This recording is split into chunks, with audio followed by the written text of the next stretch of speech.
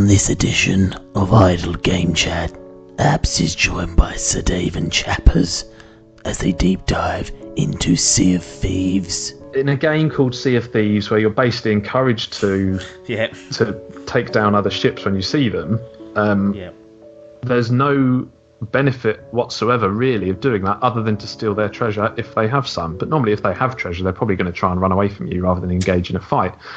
But you can basically spend 20 minutes chasing a ship around and having them chase you around. You fire all your cannonballs at them and they fire theirs at you. You get lots of holes in your ships. You use your wood to board up your ship. And then one of you eventually sinks. Maybe you get a chest or two off them. But all you're left with now is a ship that has no cannonballs left because you used them all to shoot the other one down. You've got no wood left because you used it all to patch the holes. And you've eaten all your bananas because you've taken too much damage. You don't get anything off the ship you've killed. You don't get their wood or their cannonballs. So really, PvP, in that sense, becomes a bit of a pointless exercise. They also discuss the ongoing battle between PUBG and Fortnite. The phenomenon that PUBG blew up last year. Fortnite was originally slated to be like this wave-based cooperative horde mode. I think it's called Save the World mode. That's what I remember Epic showing. But midway through the year, decided to pivot and added a separate Battle Royale mode, which is free. And it's odd that if you want early access to Save the World mode, you've got to pay. But if you want to partake in the very popular Battle Royale mode, it's free. I never quite got my head around why that's taken place, but it's proven to be successful anyway. We've now seen Fortnite overtake PUBG on most of the metrics that's used to measure a game's popularity and how it's doing at the present time. It appears to just keep on growing. It's getting some real high-profile celebrities that have started streaming it and getting all sorts of viewership. And they dissect the GDC Awards for 2018. Best mobile game went to Gorogoa. Yeah, I was looking at this. I'm going to have to give it a go, I think. It's amazing. I think it's because there's so much released that it's really hard to keep an eye on, like when something really good comes out. So I'm definitely going to have to look at that, All that and much, much more on Idle Game Chat.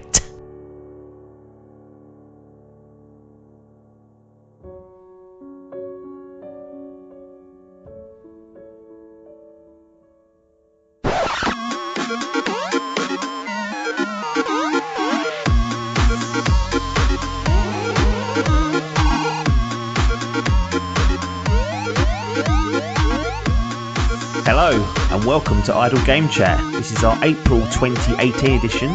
This time we've got myself Apps, losing fantasy gaming draft captain Ser Dave, and the webmaster Chappers. Gents, how are we doing? I'm not great now. Sorry Dave, but it is a fact that you're the only... It is based in fact, you're right. Yeah, you are the only loser from that kind of captain's battle, so we can't say anything other than that. But I'm sure you'll be fine on this particular edition. Chappers, it's been a long time since we've heard from you in verbal form. How's it going? Yeah, good. I'm worried that next year it'll be me that's getting the draft busting. My drafts have done terribly this year. I won't get picked next year, I think.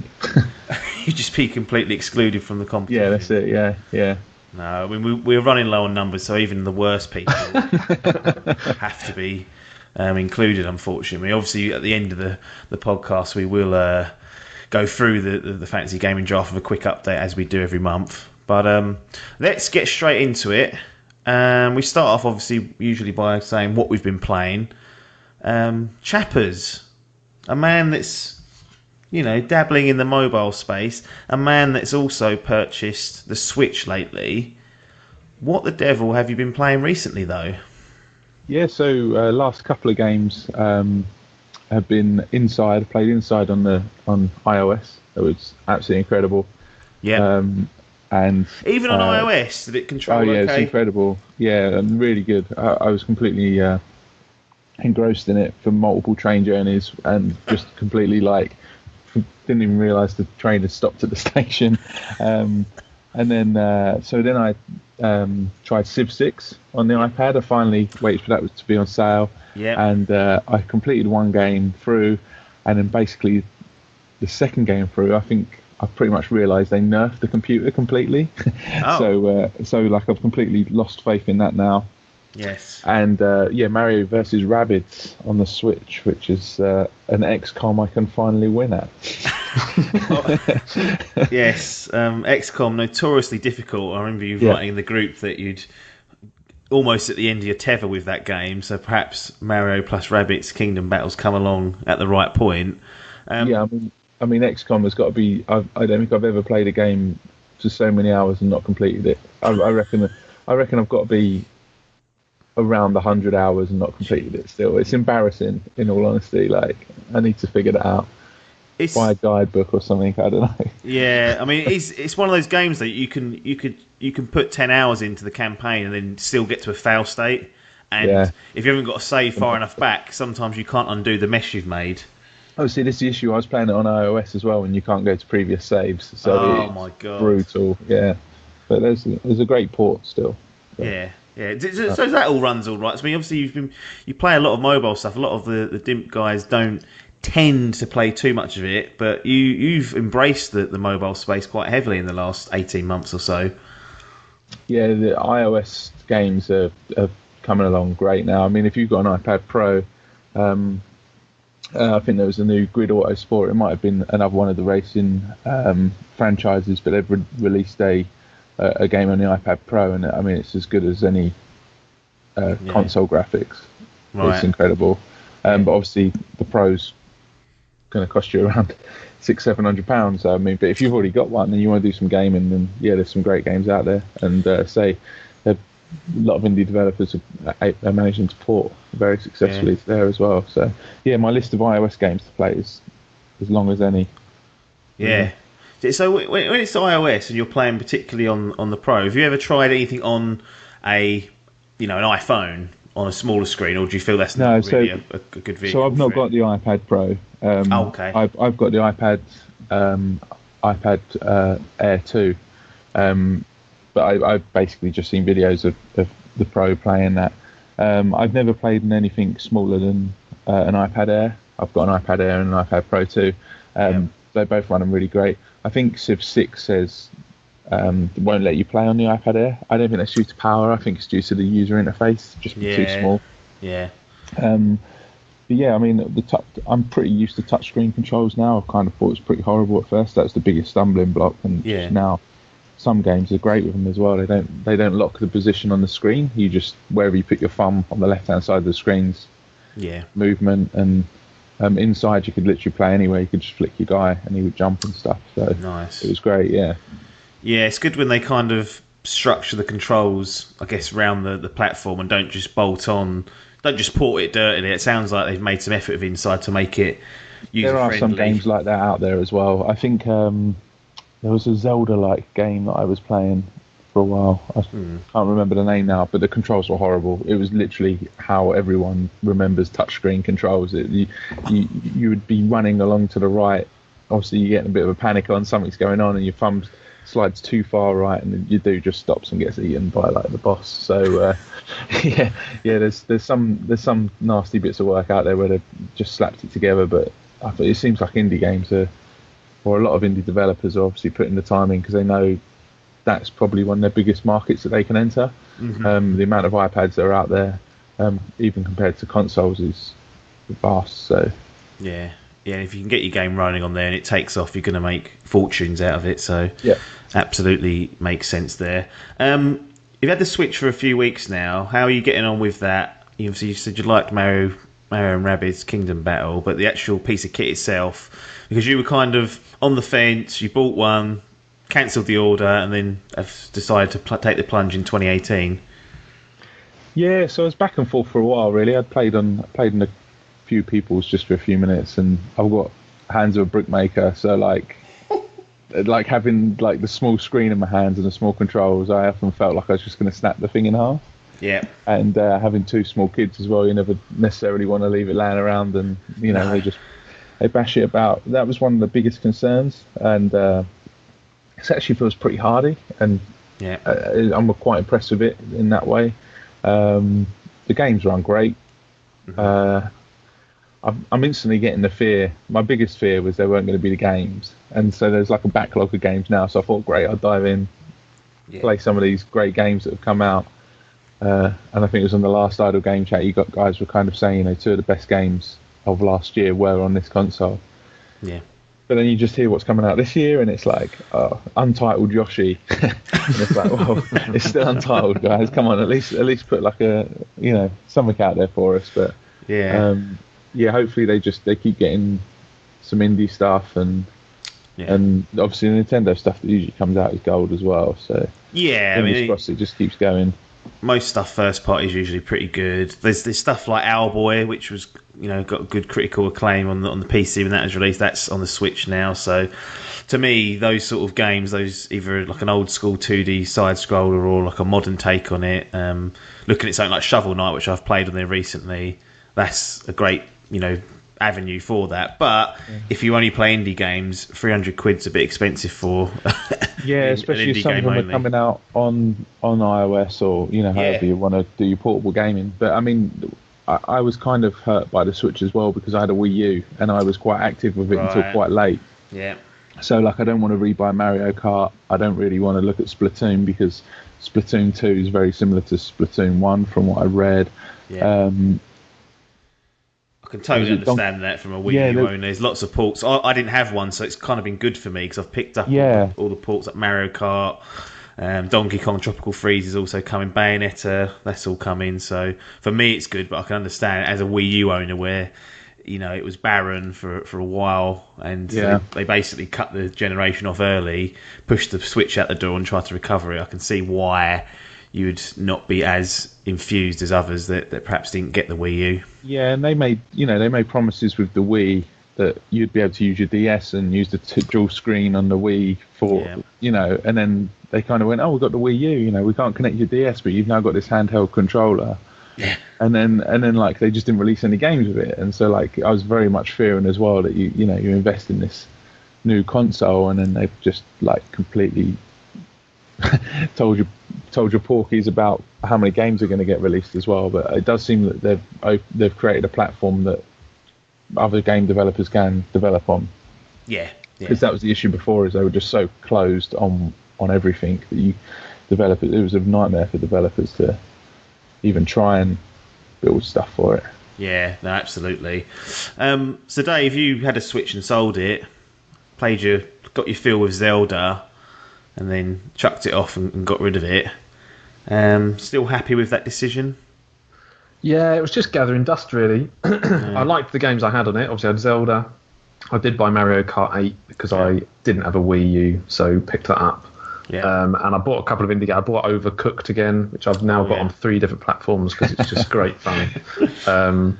So I was playing through a few things, and then I don't know, it all just sort of dried up, and so it was just sat behind my TV on the charging stand, gathering dust. And I was thinking I could do with a new graphics card in that PC. So I sold it off and got myself something to try and revitalise my ageing PC rig.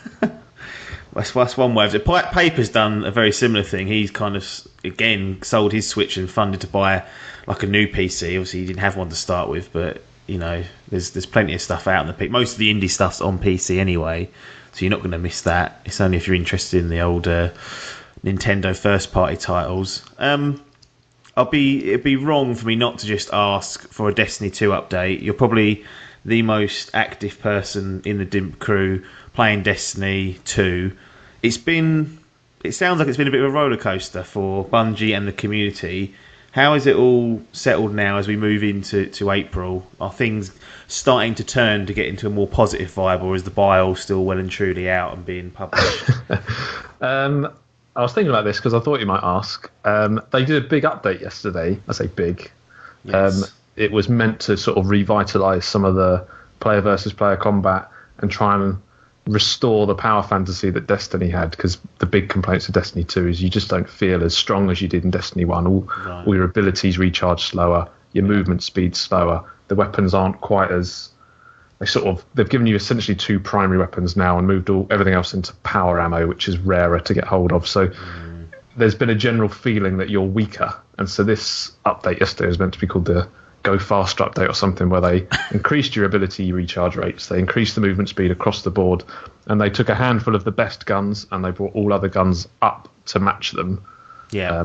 So sort of balancing up rather than balancing down, which is what Bungie have historically always done, is take the best guns and make them worse to try and balance that way.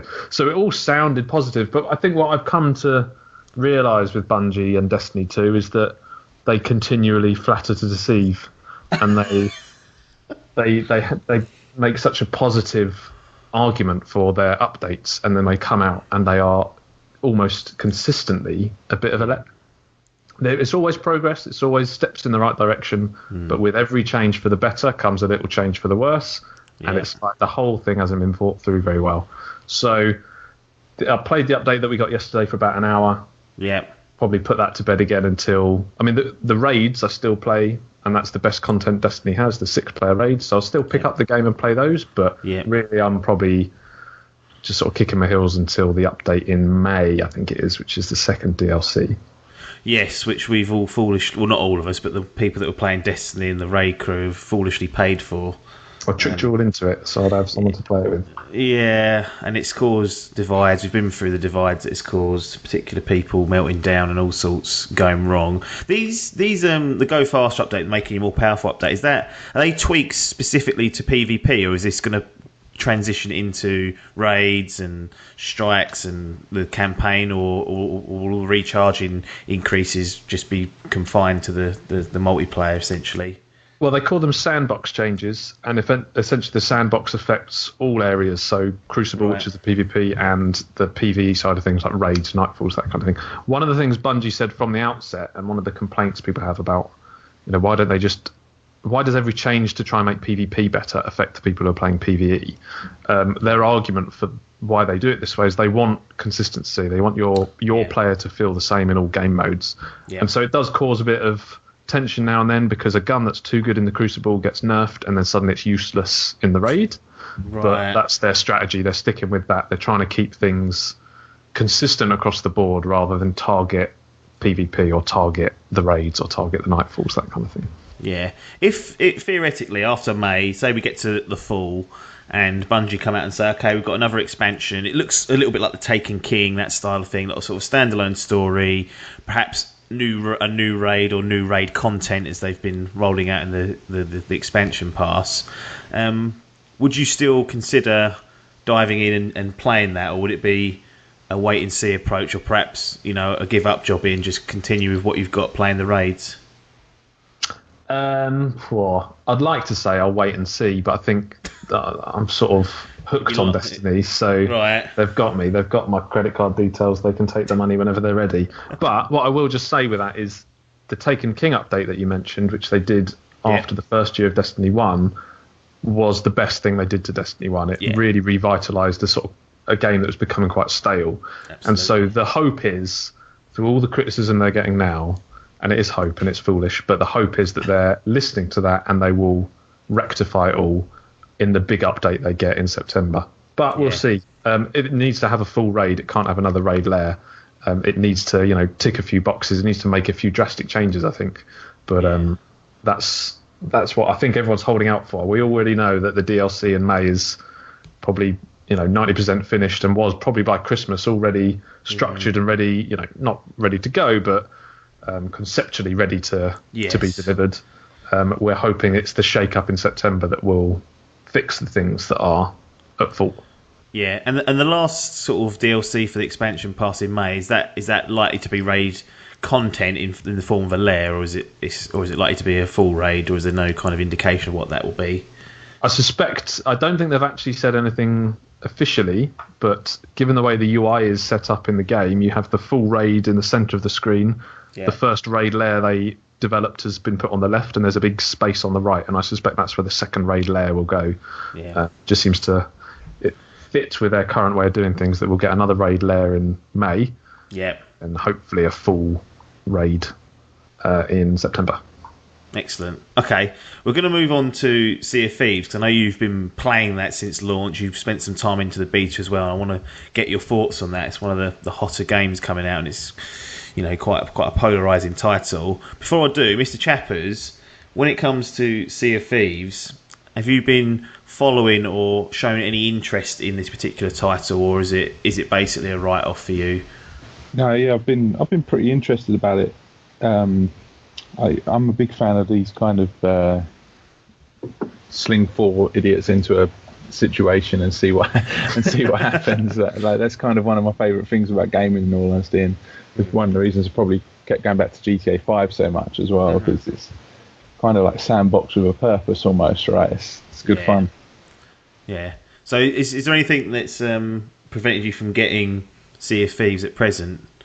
I mean, I haven't bought it because kind of reading on the group about content and stuff, and I'm sure you guys will go into that in a bit, but it's also just making sure I actually have a group of guys that I can play with on the same night as well, because schedules and stuff like that. There's not going to be much fun on your own, I don't think. No, that was kind of my takeaway from it. So Dave, Sea of Thieves, how much time do you think you've spent roughly in total, including your preview builds that you got to play earlier in the year, and also the full game that's been out, a week or so? Well, I think I played 3 or 4. I can't remember how many it was. It might have been 3 of the beta sessions. Oh, right, that many. I can't remember if it was January, February, March, or February, March, something like that. But there's 3 on the go, 2 scale tests. I think it was, and a final beta. Could have been 4. They all blur into one. But essentially, a few opportunities over a weekend to give it a go, and I probably played a good 5 or 6 hours during each of those weekends. Right. So I put in a decent enough amount of time, I'd say, to get a feel for what the game had. And then I pre-ordered it off the back of that, because I thought it was brilliant. And it's exactly what Chappers has said there. It's the throwing 4 idiots into a boat and seeing what happens. That's the strength of it. And I felt like we had enough people in my group of regular Destiny players that we might be able to pick it up and have some fun. Yeah. I then backed down from that pre-order because after the last final beta, where I felt like not a lot had changed from the first session I played earlier in the year, I was a bit worried, and I didn't see any tweets or any Reddit posts or any official announcements about what else they were adding for the full release, and that sort of got me a bit worried, because the big complaint and the thing everyone's been talking about is, well, what do you do other than dick about in a boat? So I backed down from the pre-order. Luckily, Microsoft have, well, luckily for me, not luckily for other people, because it's a big talking point this, but they have they've added it to their Xbox or Microsoft Game Pass, which is, I think, $8.99 a month, and gives you access to over 100 titles, but probably only 2 good ones, realistically. And so I've done the 14-day free trial of that, so I'm into my 2nd week of that today. Oh, lovely. But I'll probably get another month, I think. I'll probably pay for the first month, and then we'll see where we are after that.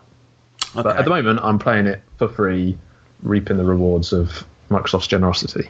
Yeah, and that's the way to do it. I mean, the Game Pass gives you that kind of freedom to do that. You mentioned there's not much to it other than dicking around in a boat. How, outside of that, obviously the fiddling and the getting everyone to do the jobs and steering the ship, how's the game actually structured? What is the kind of goals for you to do?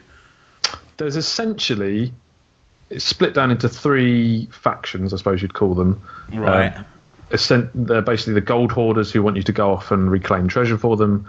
There's the Order of Souls, who are a bit spooky. They want you to go and kill some skeletons. And then there's the Merchant Alliance, I think they're called, who want you to essentially be an honest citizen and deliver goods from A to B. Right.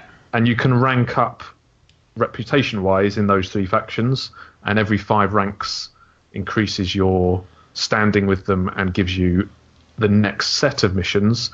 But all of them really follow a similar trend. So for the gold hoarders, they give you a map.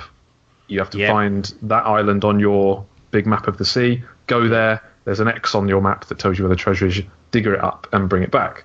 Yes. As you advance more into the game, you get either more X's on your map, more maps, Or you start to get riddles. So rather than giving a map with a picture of an island on, you get like That's exactly what I was thinking. That last one sounds terrible. Yeah, it's a little cryptic riddle. It largely tells you which island to go to, so it helps you out in that sense. But then go to the island with that shaped like a pair of tits. Is that the one? Yeah, is that one in there? That kind of thing. But then it's like go and find the campfire to the northernmost point and walk 10 paces to the southeast of there. That kind of thing. The classic treasure map kind of riddle. Yes. So yeah, that particular faction just focuses always on getting some treasure and bringing it back. Right. Just the way you go about that is different. And then for the other two, it's either go and kill skeletons or go and collect chickens for a particular island and deliver them somewhere else by a certain time.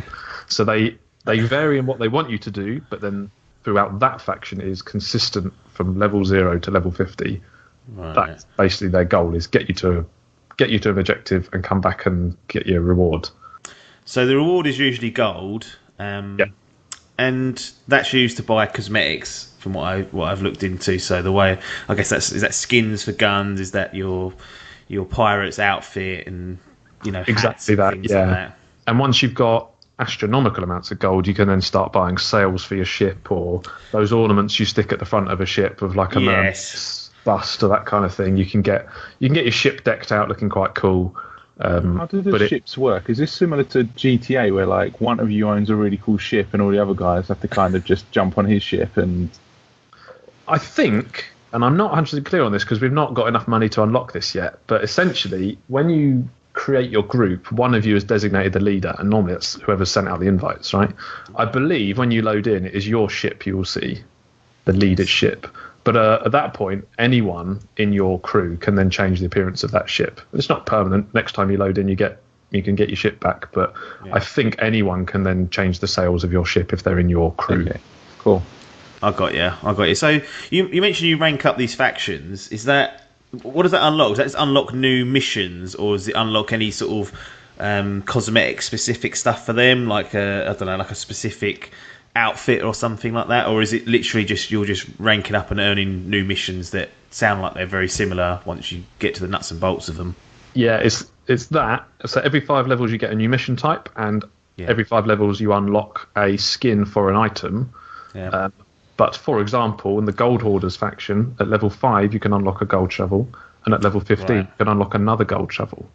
I think they're only different in the description. They might be slightly different in the appearance, but they are essentially 2 gold shovels. So even though they've tried to make it a cosmetic-based progression system, a lot of the cosmetics are, quite basic reskins of other ones. So there's not even like there's hundreds of different outfits to get. I think there's something like 4 different outfits and different reskins of those same 4 things. Interesting. So it's all completely cosmetic. Is that the right thing to do in your mind, thinking about how the game potentially could work in another way? Is cosmetics the right way to go in terms of rewards, or do you think having progression for better weapons potentially could work better? I think there's room for both, for sure. Making it cosmetic only, I think the goal is so that no one's ever excluded. You can buy the game in 6 months' time and be as well equipped as the guy who's had it for a year. Sure. Because all they've done is unlock some new cosmetics and maybe some more varied missions, but really when you come to trying to sink each other's galleon, you are both as well equipped as each other. The downside of that is that it leaves very little to work towards, because once you've settled on your outfit, unless you want to have a big wardrobe of things, there's no reason to keep getting gold. It feels like at that point you sort of lost your objective. And so I think there's room to have things like just some very minor skills, like maybe you can reload a cannon a bit quicker if you've reached this level or unlocked this item. Maybe you get a slightly better speed increase when you're sailing into the wind, something like that. Just something to give people something to work towards, but also some variance in how they set up their characters.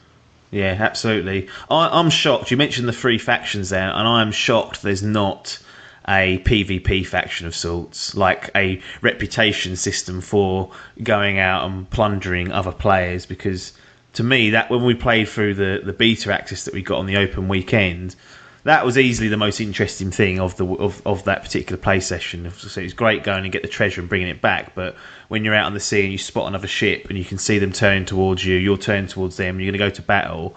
I'm quite shocked there's no PvP sort of faction in there where you can unlock challenges to sink a certain amount of ships and level up there. It seems like a bit of an oversight to me. Yeah, and it's a funny one because in a game called Sea of Thieves, where you're basically encouraged to take down other ships when you see them, there's no benefit whatsoever really of doing that other than to steal their treasure if they have some. But normally if they have treasure, they're probably going to try and run away from you rather than engage in a fight. Yeah. But you can basically spend 20 minutes chasing a ship around and having them chase you around. You fire all your cannonballs at them and they fire theirs at you. You get lots of holes in your ships. You use your wood to board up your ship. And then one of you eventually sinks. Maybe you get a chest or two off them. But all you're left with now is a ship that has no cannonballs left because you used them all to shoot the other one down. You've got no wood left because you used it all to patch the holes. And you've eaten all your bananas because you're taking too much damage. You don't get anything off the ship you've killed. You don't get their wood or their cannonballs. So really, PvP, in that sense, becomes a bit of a pointless exercise. You'd be better off working together to do some of the harder content in the game. But, I mean, that's not going to happen. No. It's more fun to blow them up. Yeah, you're absolutely right. Are the comparisons to everyone's favourite game, No Man's Sky, fair in this case? Because I feel like there's similar things going. Maybe not as strongly, because I don't think anyone kind of misunderstood what Sea of Thieves was. I think we all understood what it would be. Perhaps the expectation was there'd be more there, but at no point did they promise anything, then didn't deliver. But this I remember you writing an article called the Puddle Paradox, around it being, a very wide puddle, but the depth of it being, a few inches deep. Do you think that's a fair comparison for Sea of Thieves, or has it got a little bit more about it? I think it's got a bit more about it, probably quite a lot more about it, really. I saw some guy on Reddit make a similar comment about it being the next No Man's Sky, and I do disagree with that because... Oh, getting bitey. Because, well, firstly, it's a multiplayer game, which No Man's Sky famously wasn't. It's coming. And so, it might be coming. It's definitely happening. We can tell by these cryptic clues that are coming out. I expect us to go around the world and and solve them. But I think this is just going to be when they officially announce there's not multiplayer. I think that's what these clues are. They were officially announced, we're not doing multiplayer, guys. After 24 months, we've decided to give it a rest and not include multiplayer.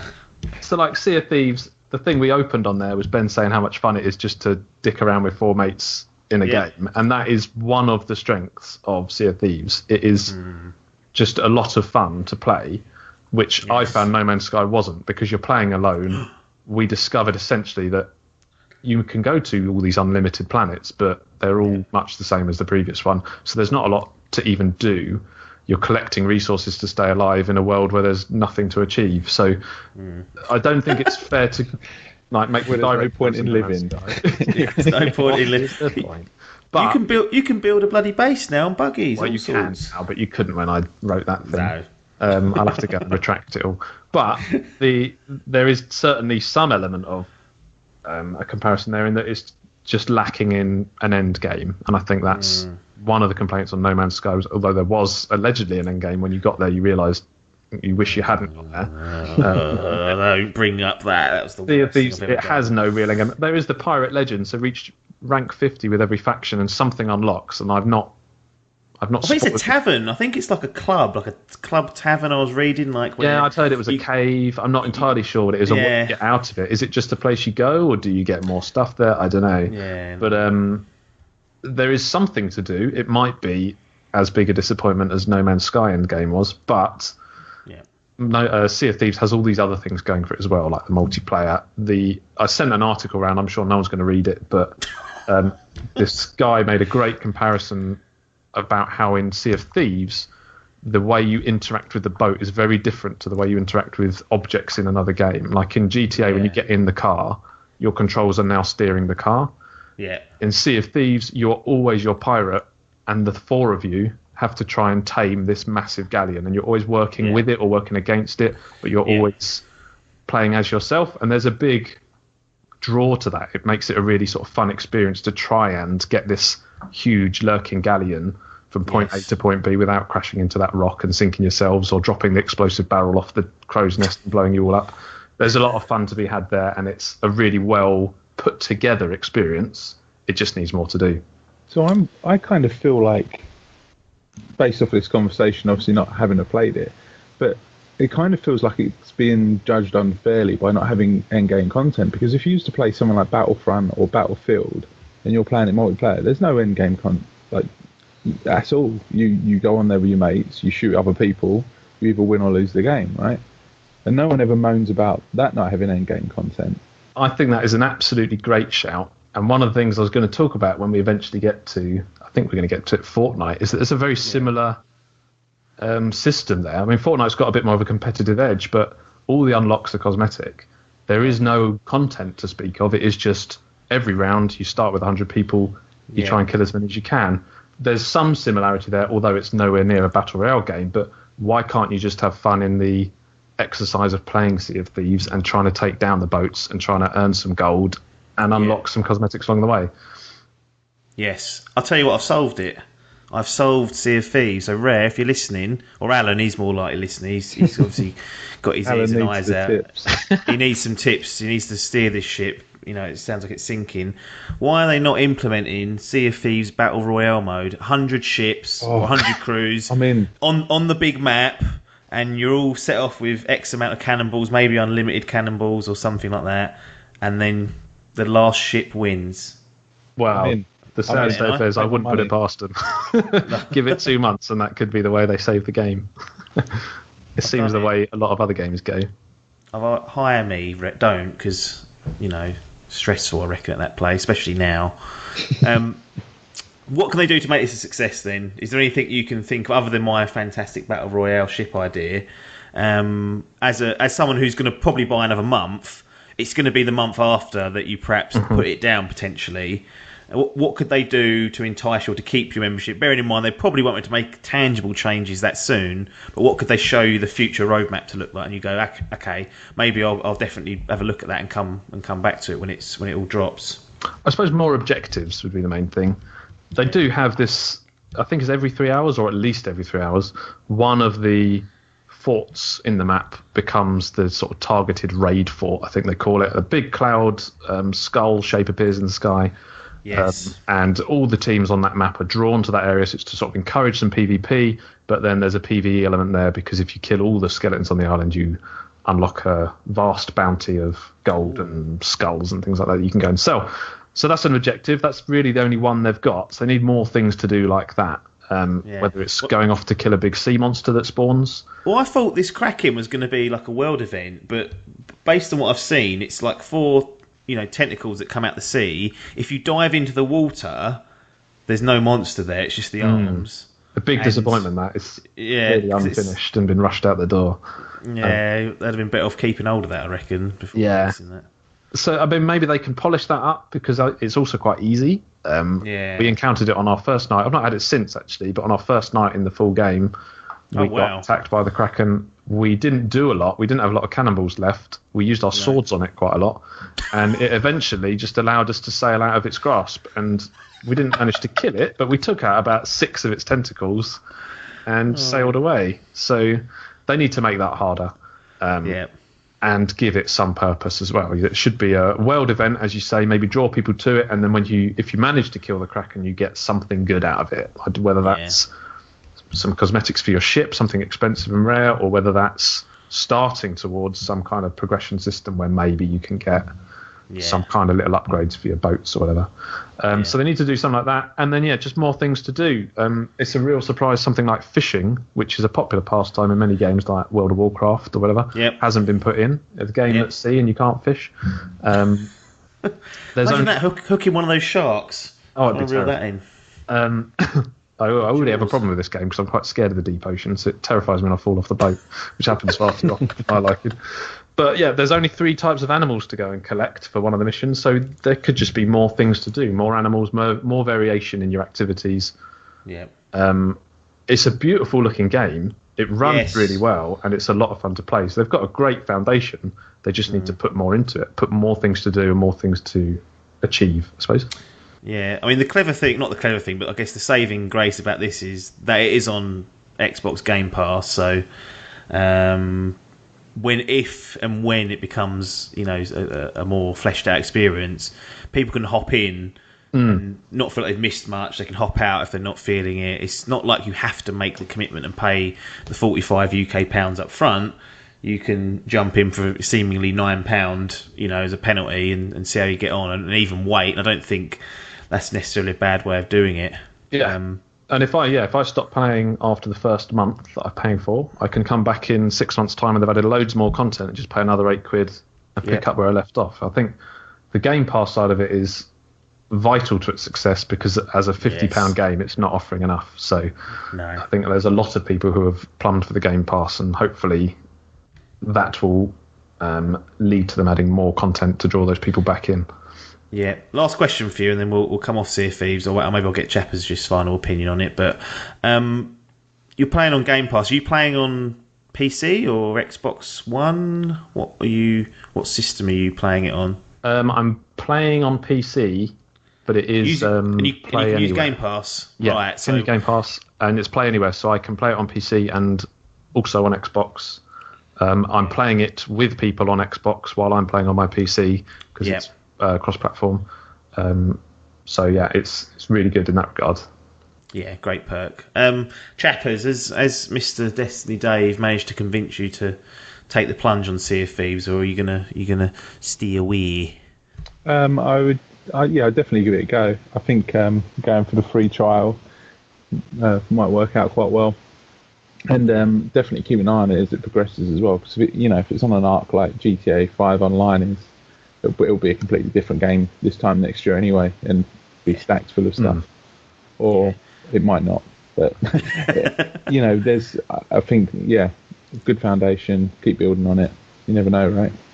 No, yeah, I think it's a massive shame really that it's kind of got the criticism it has, because the potential is definitely there. I think everyone could see that.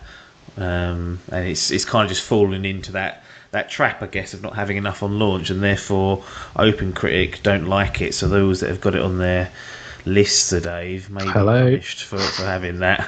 I think that's a general gaming thing at the minute, though, isn't it? It's like every kind of software developer has to launch this minimal viable product to just kind of get a burst of cash. Like the amount of games that come out just are nowhere near the end product is just unreal at the minute. It's funny because if they'd released this as a early access title now, it would have been really well received. But because it's been released at full whack, it's not. But then equally, when people do release an early access title, they get criticised for sort of trying to rush the product out the door and profit on the sales they can make early doors. Yeah, that kind of thing. Yeah. Oh, Gang Beasts was early access for 2 years, and it just got worse. Like, it was actually worse now. I can't play it now. It was funny when I first played it, and now it's just terrible. It's really, really disappointing. I mean, DayZ's the other one, isn't it? It's been in early access for, 4 years? 5 years now? It's ridiculous. Yeah, some stuff just stays. I mean, Rust only came out of early access, a couple of months ago. That was lurking in early access for years. It's one of those things. I think that you're damned if you do, you're damned if you don't sometimes. Sea of Thieves might have worked well as like an Xbox preview program that is also available on Game Pass. Like, I think that really would have helped it, but when you release it, I guess, at retail and go, right, 45, 50 UK pounds, people will query it if it's not got the legs for it. Fortnite, the phenomenon that PUBG blew up last year. Fortnite was originally slated to be like this wave-based cooperative horde mode. I think it's called Save the World mode. That's what I remember Epic showing. But midway through the year, decided to pivot and added a separate Battle Royale mode, which is free. And it's odd that if you want early access to Save the World mode, you've got to pay. But if you want to partake in the very popular Battle Royale mode, it's free. I never quite got my head around why that's taken place, but it's proving to be successful anyway. We've now seen Fortnite overtake PUBG on most of the metrics that's used to measure a game's popularity and how it's doing at the present time. It appears to just keep on growing. It's getting some real high-profile celebrities that have started streaming it and getting all sorts of viewership. Chappers, do you get what all this stepping away from the two products there, do you get what all this Battle Royale obsession is all about? Oh, 100%. As soon as I think it was Dave that kind of mentioned about this PUBG thing, a year or so ago, and kind of went, basically, jump off this plane and 100 of you fight for survival. I was just like, yeah, sign me up. That sounds great. And like, I remember we played it quite early on, and there were issues, but just absolutely loved it. I don't know. And like, I was literally just hiding in the bunker for like 20 minutes trying to survive, and I was like excited. I was like excited by hiding, because it was just like this weird feral being hunted thing and trying to catch someone else out. Yeah, I mean, yeah, I think it's great. Yeah. Would you mention Sea of Thieves there? Would you like to see it in, say, I don't know, the next Battlefield game, for example, if they chucked in 100v100 Battle Royale? Do you think that perhaps it should stick to games that are doing it specifically, within Battle Royale? Could it work in other games that are just adding it as an extra mode? I think it could work in other games. I think the main issue, and what PUBG done very well, is building the tension. And like it feels like a very realistic thing. You carry your bandages around, and And I know Fortnite's a completely different style, but that was what kind of drew me into PUBG. It felt a little bit like playing DayZ when it was the armor plug-in. And you're like, is that person on my side, or is it a zombie? And like, it just all feels really real. And that's what really dragged me into the PUBG stuff. So. I don't know if it would work with like Call of Duty, where like people like wall running and jumping like off into your face. I'm not sure if that tells the same kind of story, but it could work. Excellent. So Dave, you've played both of these titles, both Fortnite and PUBG. I've played both as well. Probably about the same, actually. I've actually not played much of either. They've not really quite hooked me, but I've played about maybe 5 hours in each of them in total. What do you think's caused this surge in popularity for Fortnite specifically? Because I must say, midway through last year, when they kind of announced it, I was like, oh, here we go. People are already trying to just jump on the bandwagon. They won't get anywhere. PUBG's clearly an established leader. You won't catch them up. But they have, and now they're kicking their ass. Yeah, I just think it's the competitive multiplayer side of things. It's unashamedly a competitive multiplayer game. It's not like trying to have a story mode and then doing something else on top with a side bit of PvP. It is out of the box, 100 people, see who can survive the longest. And there's just, as Chappers says, there's something in that, something that grips you and makes you want to try and survive as long as you can. I think the reason PlayerUnknown's did so well was it was sort of the brainchild of probably the guy who's made the most Battle Royale style games that I can think of, starting with, as Chappers said, a mod for DayZ, a mod for Arma 2, which was the first iteration of his vision of a Battle Royale game, that he then took to Arma 3, got signed up by Sony Online, who I think later became Daybreak Studios or something like that, to work on a mode for H1Z1, which is another game that came out trying to do one thing and then went, do you know what, we could actually make a Battle Royale game here and probably profit. And so they've sort of put, as far as I know at least, they've put their zombie mode to one side, which is what H1Z1 was meant to be about, and they've just released, or just stuck with, this King of the Kill mode, which is their Battle Royale. And that's where they found their success. And then he's, from that, gone off and made, as creative director, I think, or creative developer, something like that, this PlayerUnknown's Battlegrounds that's got his name all over it and is, I guess, his vision of the perfect Battle Royale mode, where he's had all the resources available that he needs to create the game that matches his vision. The difference, I guess, between that and Fortnite is he was previously working on Arma games, which are very sort of military sim style games. They're quite serious, whereas Fortnite's come in from a sideline, if you like, doing an arcade style version that's a bit more pick up and play, a bit more friendly maybe to someone who's new to it. As you say, has gone absolutely nuts. Maybe it's the fact that it's got the building aspect to it as well, so it adds a lot of verticality to the game. And I think that raises the skill ceiling, so the strong people are really strong. They really shine over plebs like me, who maybe get 2 kills and then silently fade away. But I mean, it's fantastic to watch. That's probably one thing it's got going for it. It's got a huge Twitch following, Fortnite. I mean, PUBG does as well. Let's not. Yeah. It's not in the toilet, is it? It's just that Fortnite's managed just to exceed what they were doing. And it's got, as you say, some big names playing it. Big names sort of popping out and joining Twitch streamers to play on their stream. Yeah, it has gone completely crazy.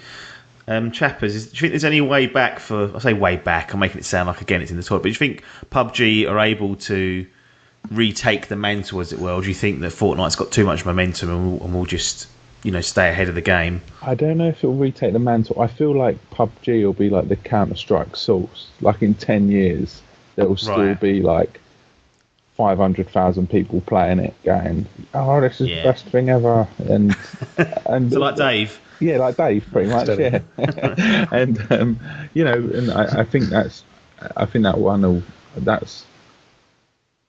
Fortnite might shine brighter, but I think the PUBG might shine a bit longer. Yeah, potentially. I mean, that's certainly one way to look at it, and it'll be interesting because I think this year we'll see a lot of other games that have a version of this in their game. Rumour has it Red Dead Redemption 2 will be including some form of Battle Royale mode.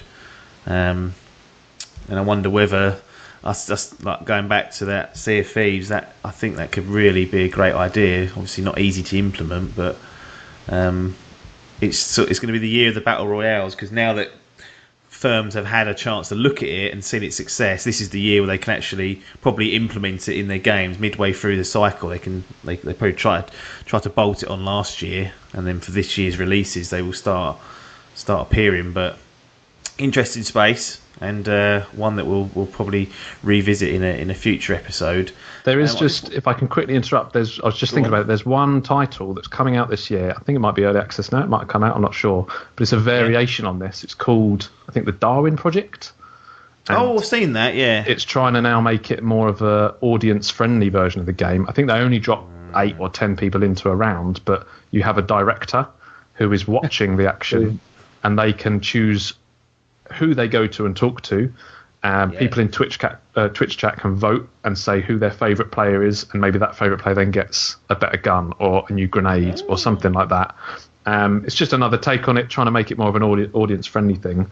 I quite like that idea. I'm not sure Darwin Project's done it quite right, but there might be a space for that, only because it's a smaller scale thing. It's like 8 people or something like that. But there could be openings for games to try and be like Fortnite, but maybe bring in more of the Twitch viewership and make it a bit more interactive and go that way with it, or maybe even start up some kind of esports angle on it. Yeah, the esports angle is interesting, because I tried to watch a PUBG tournament last weekend, and it's hard enough to tell what's going on in games where it's like 4v4 or 8v8, but when there's 100 people on the map, you ain't got a clue what's going on. Obviously, there's no way you can broadcast where all the action is, and it makes it not really a friendly viewing experience on that front. So something that's a bit more focused on that might, end up kicking up and finding out a little niche somewhere. Game Developers Choice Awards just happened, so it was GDC a few weeks back. So for those that don't know, the Choice Awards, these are the ones that I personally kind of put the most credence in for the gaming industry. It's exclusively voted on by the developers, so it's not like a select panel, it's not media members, it's not execs, it's not PR people. It is just the developers who sit there and build the games. I used to quite like the BAFTAs for obvious reason, because being in the UK. But the year that they gave Vanilla Destiny Game of the Year, I immediately thought, right, I can't be trusting you. I am not renewing my membership.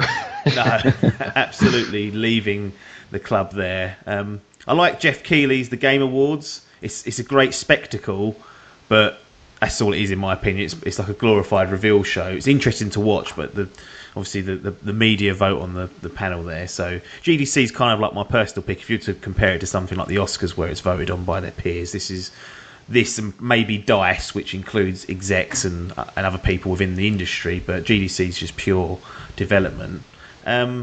Chappers, any idea what snagged Game of the Year at GDC this year? I do know. I researched earlier. I believe it was Zelda.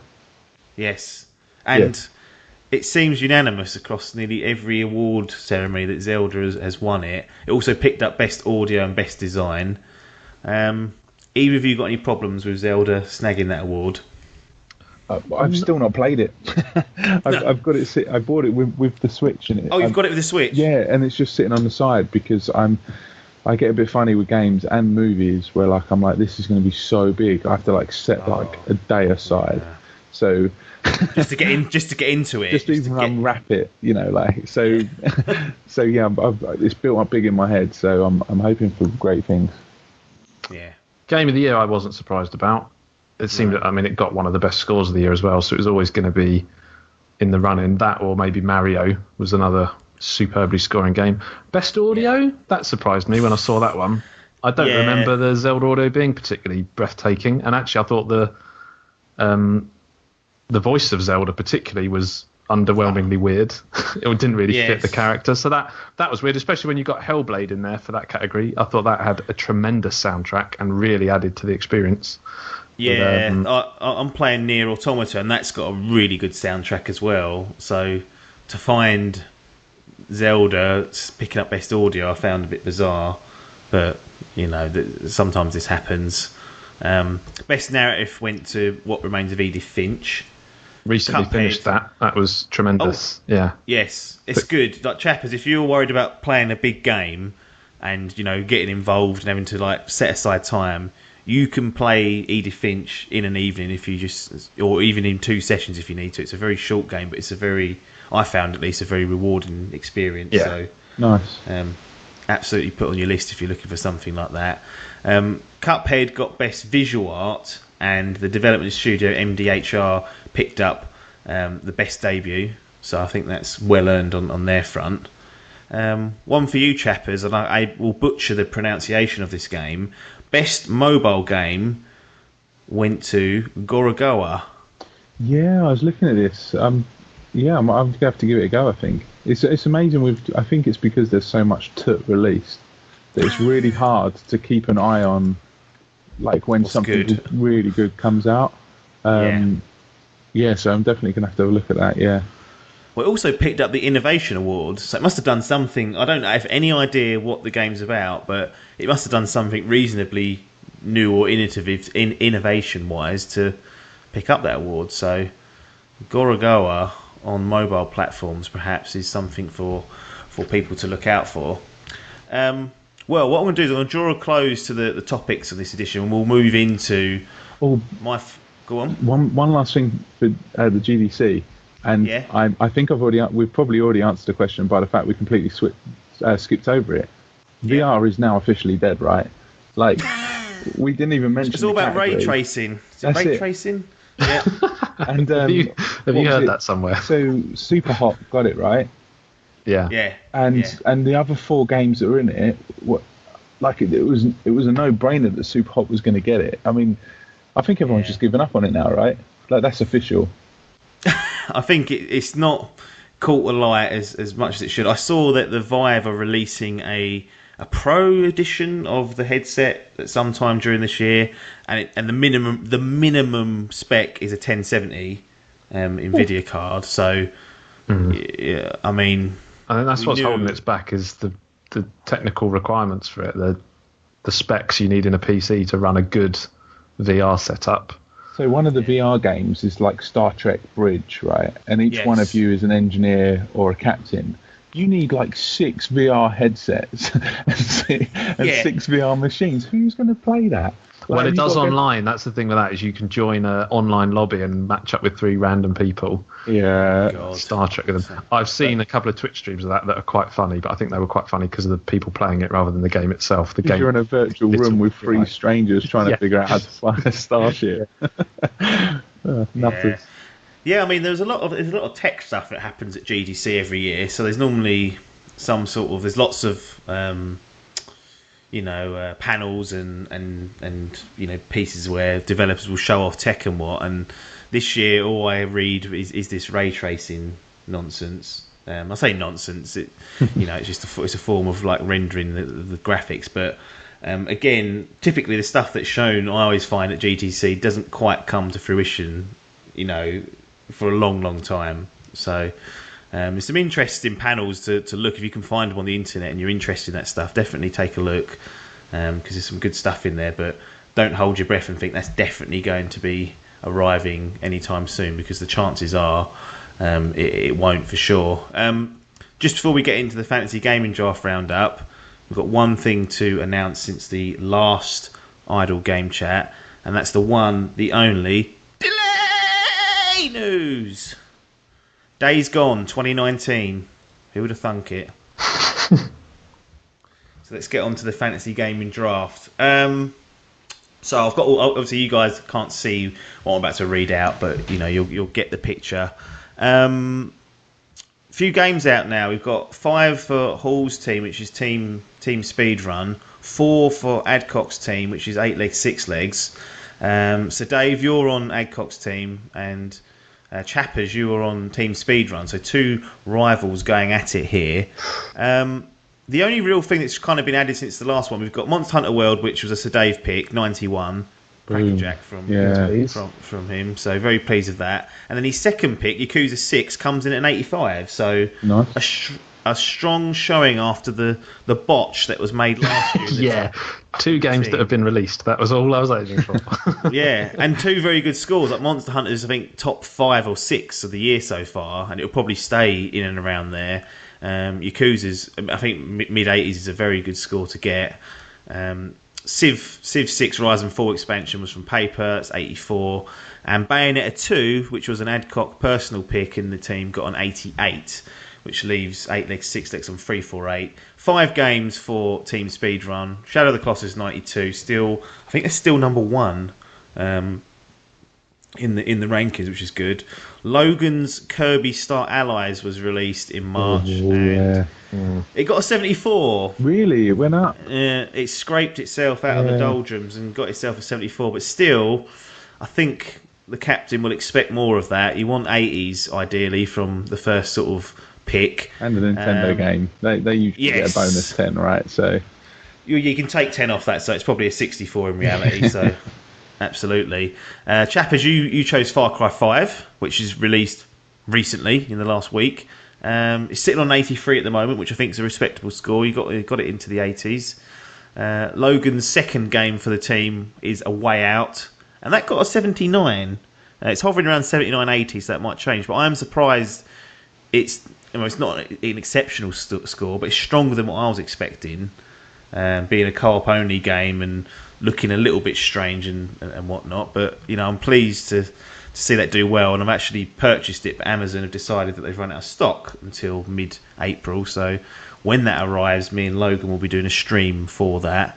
And then Chappers, you round it out with Lost Sphere, which is a 70, so probably not as high as you was hoping for. No. Certainly looked on paper like it was going to be a good pick. Yeah, what a disaster, It's not doing my personal picks any good, because I think I've chosen quite a few that aren't coming out this year as well. So, well, we've got transfers after E3, so you can rectify that issue, and pick another game that's not going to come out. Yeah, that is the risk. But Team Speedrun sitting on 398 with an extra game on average. At the moment, 8 legs, 6 legs, doing the better of the 2 teams, but it can all change as we move through the year. We've been through poor old Adkins. He's only got 1 game out, and it's Metal Gear Survive. That's 63. That came out, I didn't even hear it. Right? We knew that was going to be bad.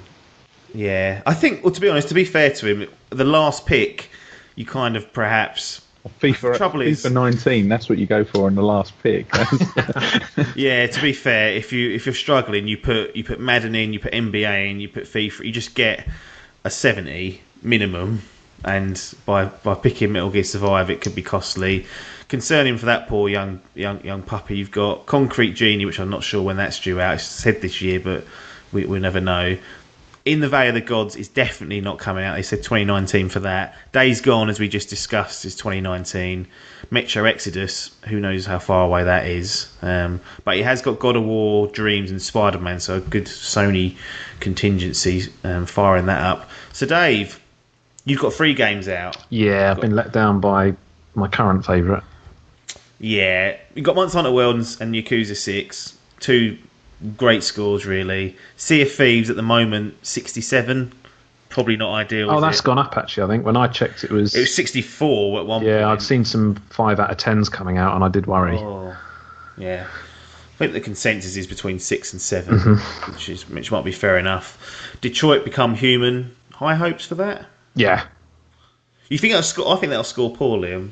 Oh, do you? Say it. I mean, I don't think it'll be a 90s jobber. I think it'll be. I reckon it'll be like 80s in 67. there. Oh, I hope so.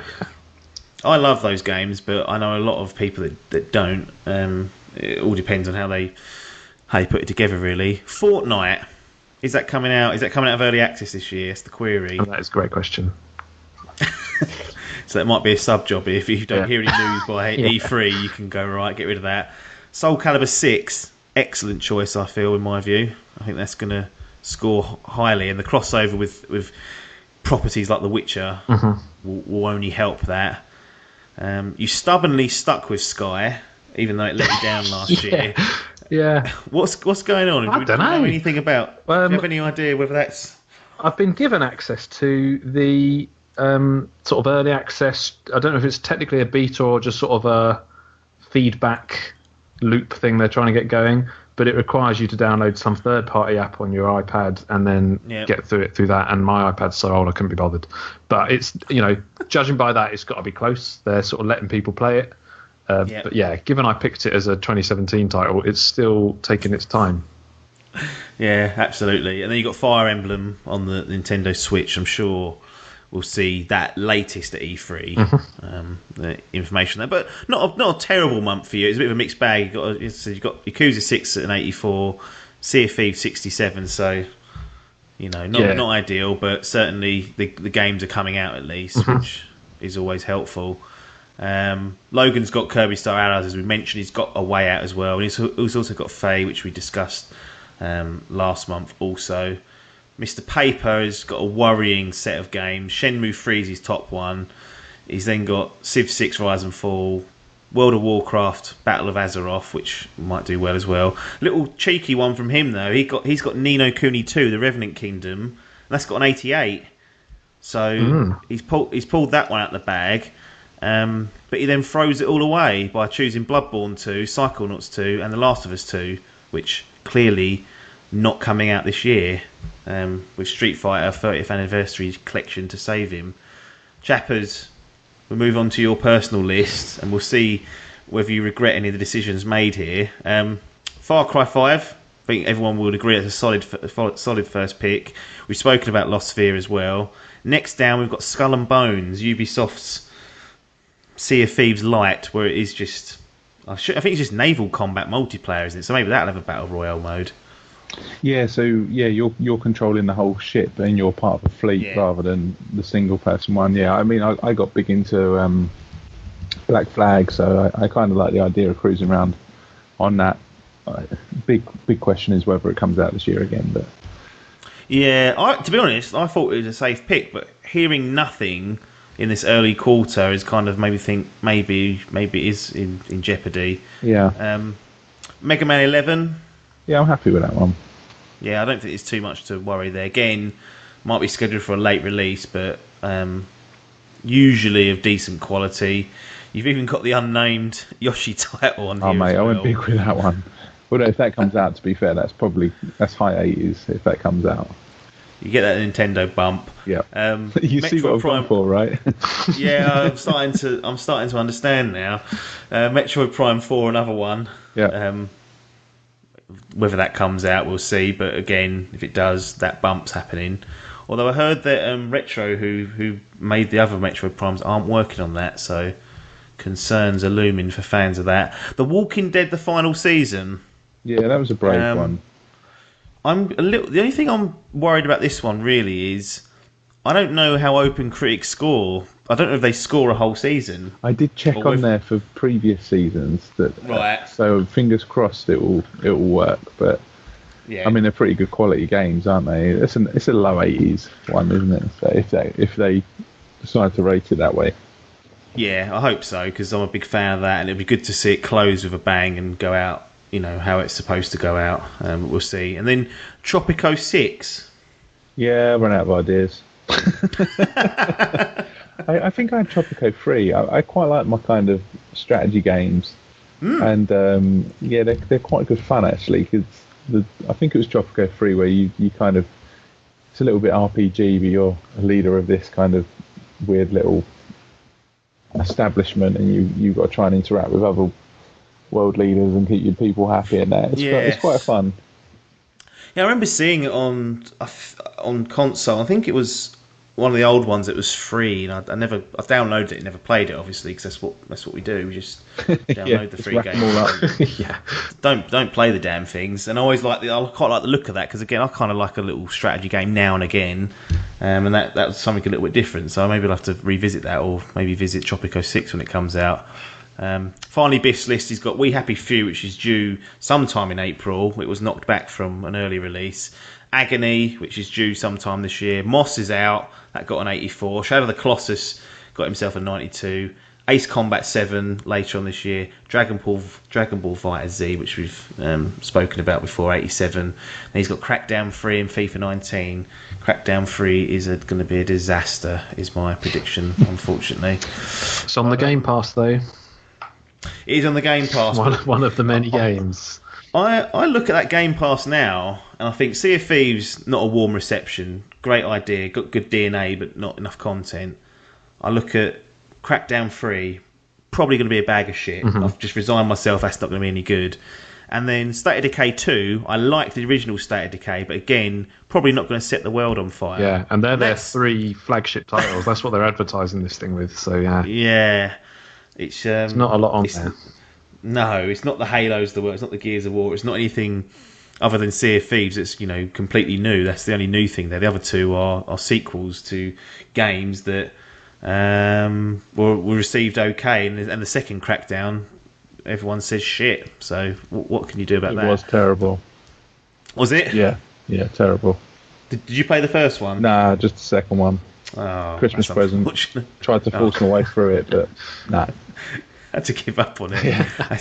That's never a good sign. No.